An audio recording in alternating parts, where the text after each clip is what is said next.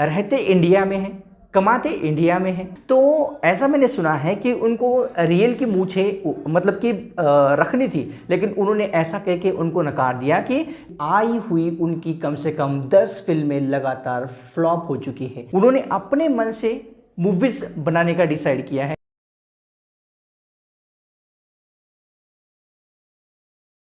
आखिर दोस्तों क्यों अक्षय कुमार का जो करियर है वो बर्बादी की ओर जा रहा है।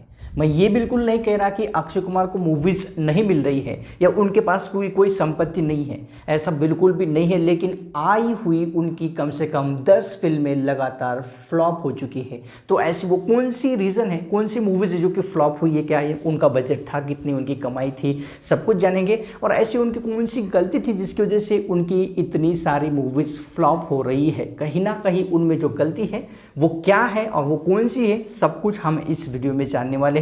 बस इस वीडियो को आपको शुरू से लेकर आखिर तक जरूर देखना है। वीडियो को थोड़ा बहुत देखकर नीचे कमेंट गलत अगर करने की आपके मन में कोई होप आ रही है तो प्लीज़ मत करना, क्योंकि वीडियो की पूरी जानकारी ले लेना, उसके बाद आप खुद ही कमेंट वैसा नहीं करोगे। क्योंकि उन्होंने जो गलती की है जिसकी वजह से उनकी फ्लॉप मूवीज़ हो चुकी है 10 लगातार वो हुई है, और वो आपको जानना ज़रूरी है। चलिए वीडियो को स्टार्ट करते हैं दोस्तों। सबसे पहले देख लीजिए अक्षय कुमार की जो हिट मूवीज़ है वो आखिर किस कैटेगरी में आती है।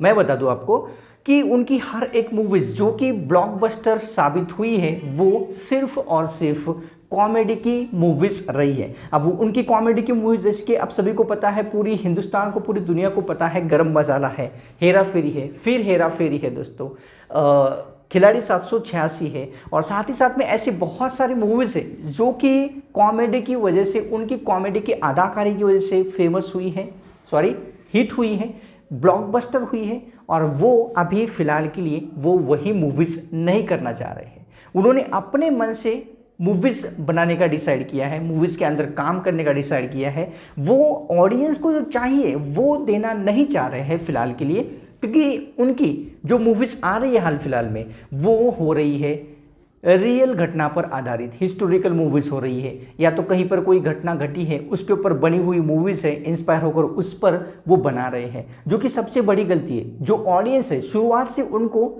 कॉमेडी की वजह से पसंद करते आ रहे हैं, और वही वो अभी नहीं कर रहे हैं, जो कि ऑडियंस ऐसा बिल्कुल भी नहीं चाहती। ऑडियंस उनको कॉमेडी में देखना चाहती है, जो कि इनकी सबसे बड़ी गलती है। अब दूसरी गलती है दोस्तों ये कि इन्होंने रहते इंडिया में हैं, कमाते इंडिया में हैं, सब कुछ इंडिया से करते हैं, लेकिन इनकी जो नेशनलिटी थी वो कनाडा की थी। हालांकि अब मैं ये नहीं कह रहा कि उनके अभी भी कनाडा की है, क्योंकि अभी तो वो भारतीय नागरिकता उन्होंने पा ली है, हासिल कर लिए फिर से, लेकिन पहले थी। और यही लोगों को अच्छा नहीं लगा कि रहते इंडिया में, खाते इंडिया में है और नागरिकता कनाडा की है, तो ये लोगों को बहुत बुरा लगा। इसके चलते दोस्तों जब उनको ऐसा समझ में आया तो 15 अगस्त के दिन उन्होंने ऑफिशियली ये कंफर्म कर दिया लोगों को दिखाकर कि उन्होंने फिर से नागरिकता हमारे इंडिया की हासिल कर ली है, तो उनकी फिल्में देखने चले जाए। मतलब कि उनका एक इंटरेस्ट था ऐसा कि अभी मैं भारतीय हो चुका हूँ फिर से। तो ये एक सबसे बड़ी दूसरी गलती है दोस्तों। इसके चलते इनकी मूवीज़ फ्लॉप हुई है। अब और भी बहुत सारे रीज़न होंगे जो कि आपको पता होंगे, लेकिन मैंने बताया नहीं होगा या मुझे नहीं पता होगा, नीचे कमेंट करके ज़रूर बता दीजिए। अब जान लेते हैं दोस्तों कि उनकी ऐसी कौन सी मूवीज़ है जो कि लगातार फ्लॉप हुई है, उनका क्या बजट था, कितनी उनकी कमाई थी, सब कुछ अभी जानने वाले हैं। तो सबसे पहले इनकी मूवीज़ है दोस्तों बच्चन पांडे।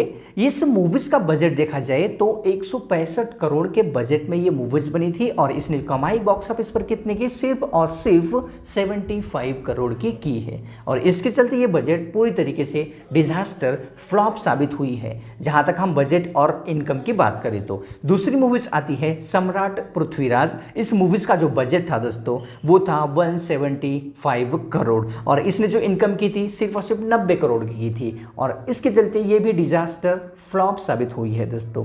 अब इसके अंदर एक बात थोड़ा सा रोक लेते हैं मूवीज़ को काउंट करने से। उनकी एक गलती ये है दोस्तों कि वो किसी भी मूवीज़ के लिए डेडिकेशन नहीं दिखा पा रहे हैं। मतलब कि उनको बहुत सारी मूवीज़ करनी होती है, वो क्वांटिटी पर ध्यान दे रहे हैं, क्वालिटी पर ध्यान नहीं दे रहे हैं। अगर बात करें सम्राट पृथ्वीराज की, तो ऐसा मैंने सुना है कि उनको रियल की मूछें मतलब कि रखनी थी, लेकिन उन्होंने ऐसा कह के उनको नकार दिया कि मुझे और भी बहुत सारी फिल्में हैं जो कि करनी है इसी साल के अंदर, तो मैं रियल मूछें नहीं रख सकता।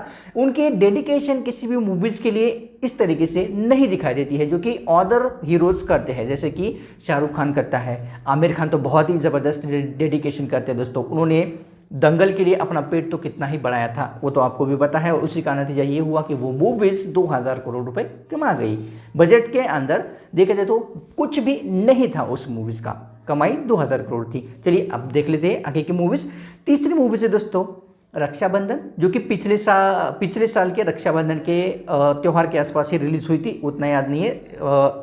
इस मूवीज़ का बजट था 70 करोड़ का, इस मूवीज़ ने 61 करोड़ यहाँ पर कमा लिए हैं। अब चौथी मूवीज़ की बात करें तो मूवीज़ है दोस्तों राम सेतु, इसका बजट था 150 करोड़ का, इसने कमाई की थी सिर्फ और सिर्फ 90 करोड़ की। डिजास्टर फ्लॉप साबित हुई ये भी मूवीज़। अगली मूवीज है सेल्फी, जो कि इमरान खान इसमें थे, अक्षय कुमार तो है ही है, तो इस मूवीज़ का बजट था 100 करोड़ का और इस मूवीज़ ने 23 करोड़ की सिर्फ और सिर्फ कमाई की है। मतलब कि कुल कितने 77 करोड़ का नुकसान हुआ। मूवी फ्लॉप हुई, डिजास्टर साबित हुई।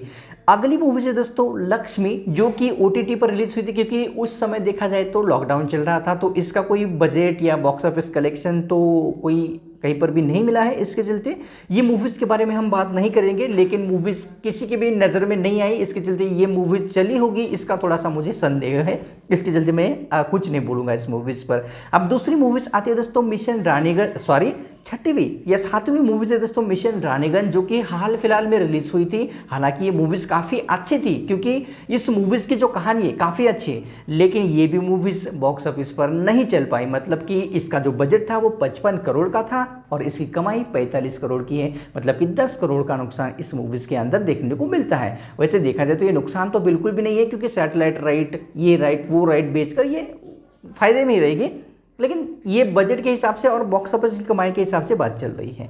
तो अगली मूवीज़ है दोस्तों, अब ये मूवीज़ फ्लॉप तो बिल्कुल भी नहीं है। आप इसको कहोगे कि ये तो मूवीज़ हिट है, तो इसको फ्लॉप कैसे कह रहे हो? देखो दोस्तों, ओ माय गॉड जैसे ही मूवीज़ आती है ये तो सबके दिलों पर राज कर जाती है। तो इस मूवीज़ का बजट था 50 करोड़, इस मूवीज़ ने दोस्तों 200 करोड़ की कमाई की है। अब आपको लगता होगा कि ये तो फिर फ्लॉप कैसे हुई? इस मूवीज़ के अंदर जो मेन कैरेक्टर था, जो मेन एक्ट्रेस थे, वो कौन थे वो तो आपको भी पता है दोस्तों। तो इसके चलते अक्षय कुमार मेन लीड में वहाँ पर नहीं थे, उनका तो कोई कैमियो टाइप का ही उसके अंदर कुछ था, सीन वगैरह जो भी था। तो इसके चलते उनकी मूवीज़ हम इसको नहीं काउंट कर सकते। अक्षय कुमार की ओ माय गॉड 2 मूवीज़ नहीं थी, ये मूवीज़ थी पंकज त्रिपाठी की, उनका मेन कैरेक्टर था इसके अंदर।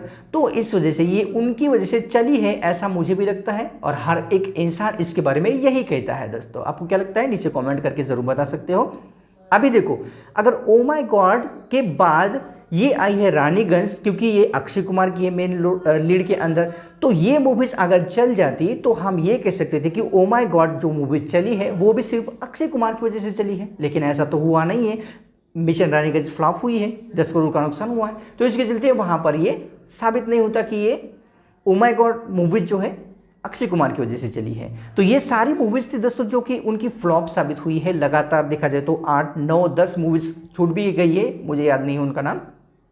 तो ये है उनका कैरेक्टर फिलहाल के लिए करियर, तो ऐसा चल रहा है दोस्तों। आपको क्या लगता है इनके बारे में, इनको क्या सुधार करनी चाहिए? हालांकि तो देखा जाए तो यहाँ पर वेलकम बैक के अंदर अक्षय कुमार ने उनकी गलती रियलाइज़ करके हाँ कर दी है और वो वेलकम टू द जंगल इस मूवीज़ के अंदर हमको देखने को मिलने वाले हैं।